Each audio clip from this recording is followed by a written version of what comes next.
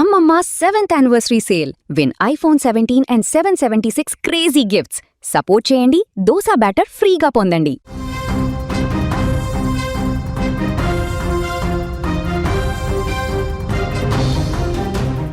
సిద్దిపేట జిల్లాలో తెల్లవారుజామున ఒక ఘోర రోడ్డు ప్రమాదం జరిగింది. ప్రయాణికులు హాయిగా నిద్రిస్తున్న సమయంలో కాలం లారీ రూపంలో కాటేసింది. ఒకే ఒక్క క్షణం ఊహించని ప్రమాదం 2 ప్రాణాలను గాల్లో కలిపేసింది. ఈ హృదయ విదారక ఘటన సిద్దిపేట అర్బన్ మండలం పరిధిలోని మిట్టపల్లి గ్రామం వద్ద జాతీయ రహదారిపై చోటు చేసుకుంది. మిట్టపల్లి గ్రామ శివార్లో రోడ్డు పక్కన ఒక భారీ లారీ ఆగి ఉంది. అదే సమయంలో ఒక కారు అత్యంత వేగంగా ఆ మార్గంలో దూసుకువచ్చింది.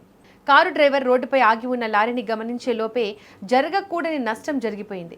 అతి వేగంగా ఉన్న కారు ఒక్కసారిగా అదుపు తప్పి ఆగి ఉన్న లారీ వెనుక భాగంలోకి బలంగా దూసుకెళ్లింది.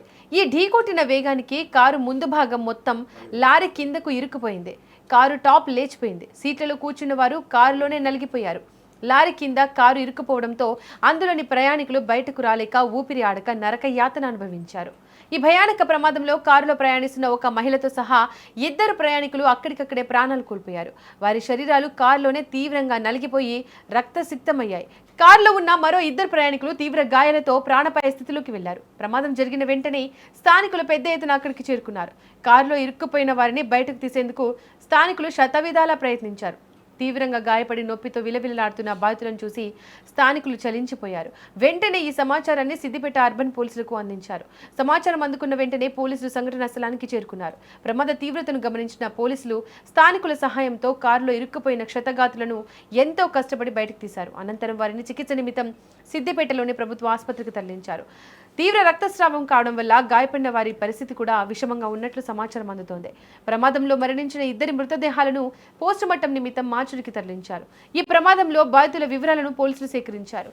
మృతులు క్షతగాత్రులు భద్రాద్రి కొత్తగూడెం జిల్లాలోని మణుగూరు ప్రాంతానికి చెందిన వారిగా పోలీసులు ప్రాథమికంగా గుర్తించారు.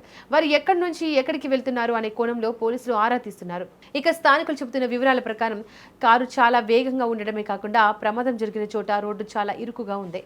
అలాంటి ఇరుకు మార్గంలో లారీని నిబంధనలకు విరుద్ధంగా ఆపి ఉంచడం వల్లే ఈ భారీ ప్రమాదం జరిగిందని స్థానికులు ఆగ్రహం వ్యక్తం చేస్తున్నారు.